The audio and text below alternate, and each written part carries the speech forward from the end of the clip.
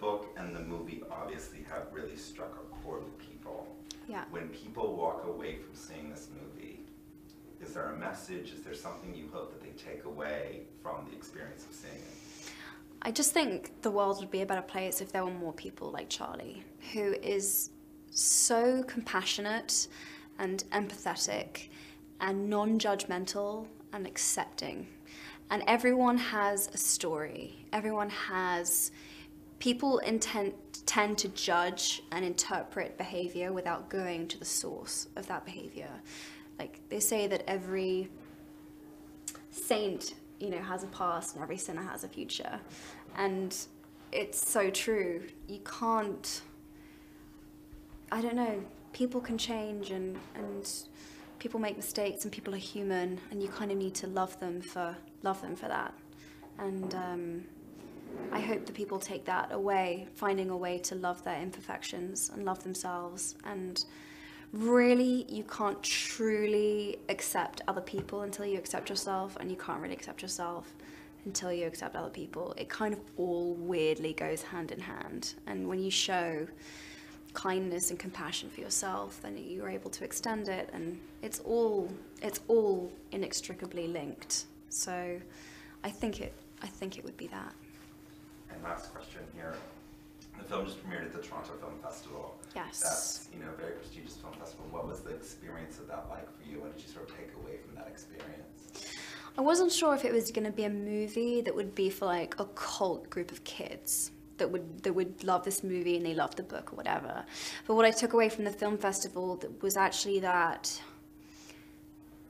like, David Letterman said that it melted his heart. My dad loved this movie. A ton of like very serious critics couldn't help but say, I really connected to this movie. It made me cry or whatever else. And it's kind of what it's made me realize that this movie has a much wider audience than I almost anticipated at the beginning. It's kind of like reaching out to all ages and demographics, and there's something very transcendent about the message of this story that goes beyond the time and the place and the age of the people who are in it. I think it's still very relevant today, and the high school experience. Yeah, it's funny because, I think my generation feel that with Twitter and social networking, and they think everything's changed and everything's so different, and it's very easy to feel very alone and very misunderstood. And actually, I think what this movie shows is that it's the same issues, it's the same stuff. It's just playing out in different forums and in different ways and through different media, but it's all the same stuff, really, which I think is kind of interesting. And I think the movie, because it's set, 1991, let's say, like early 90s, late 80s, it gives us.